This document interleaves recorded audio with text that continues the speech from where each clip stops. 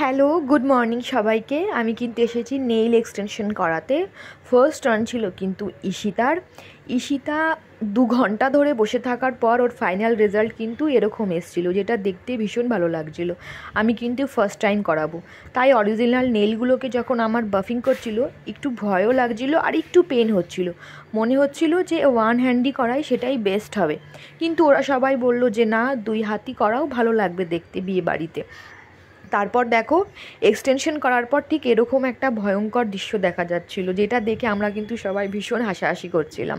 অনেক রিজনেবল প্রাইসে করে দিয়েছিল, 399 নিয়েছিল। তোমরা যদি কেউ ওকে বুক করতে চাও আমাকে বলো, আমি নাম্বারটা দিয়ে দেবো।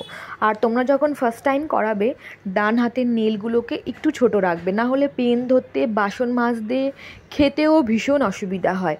আমার কিন্তু বেশ ভালো লেগেছিল, আমাদের 4 ঘন্টা সার্থক। দেখতেই পাচ্ছ খুব সুন্দর করেছিল। আমরা ওকে ডিজাইনও বলে দিয়েছি এরকমভাবে করতে। তোমরা কিন্তু যেরকম ডিজাইন বলবে ও কিন্তু সেরকম ডিজাইনই করে দেবে। আর একটু সময় নিয়ে যাবে, ভীষণ টাইম লাগে এসব করাতে। বাই।